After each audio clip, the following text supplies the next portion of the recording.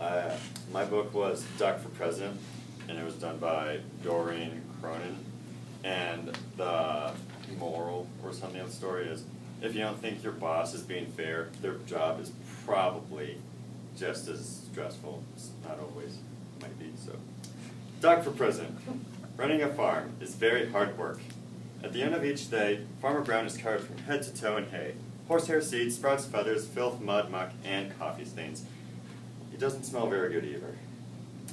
The animals have chores to do too. Pigs clean out the beds, cows weed the garden, sheep sweep the barn, and duck take out the trash, mow the lawn, grind the coffee beans.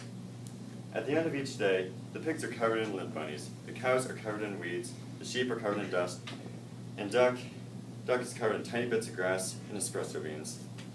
Duck did not like to do chores. He did not like picking tiny bits of grass and espresso beans out of his feathers. Why is Duck in charge anyway, thought Duck. What me need is an election. He made a sign and hung it on the top of the barn. Farmer Brown must go. Farm election tomorrow. The next morning, Farmer Brown found a poster on his front door. Vote Duck for a kinder, gentler farm. Farmer Brown was furious. He ran to the barn and found the animals registering to vote. On election day, each of the animals filled out a ballot and placed it in a box. The vote was counted and the results were posted on the barn wall. Farmer Brown, 6. Duck, 20. Farmer Brown demanded a recount. One sticky ballot was found and stuck to the bum of a pig. The new tally was Farmer Brown, 6. Duck, 21. The voters had spoken. Duck was finally in charge. Running a farm is very hard work. At the end of each day, Duck was covered from head to toe in hay, horsehair seeds, sprouts, feathers, filth, mud, and muck, and coffee stains. Running a farm is no fun at all, thought Duck. That night, Duck and his staff started working on Duck's campaign for governor. Duck left Farmer Brown in charge and hit the campaign trail. He visited small-town diners, he marched in parades, he went to town meetings, and he gave speeches that only other ducks could understand. The vote was counted, and the results were posted in the local paper. Miss Governor, 299,999 votes.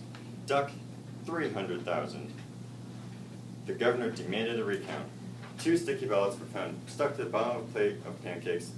The new tally was, Miss Governor, 299,999. Duck, 300,002. The voters had spoken. Duck was finally in charge. Running a state is very hard work.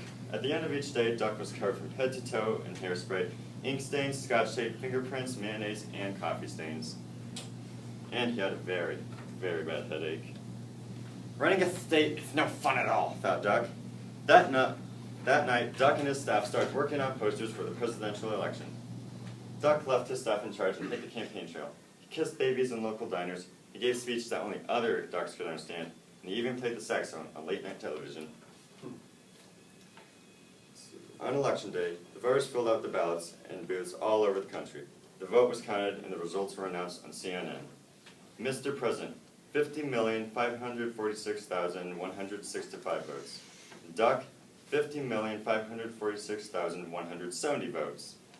The president demanded a recount. 10 sticky ballots were found stuck to the bottom of the vice president. The new tally was, Mr. President, 50,546,165. Duck, 50,546,180. The voters had spoken. Duck was officially in charge.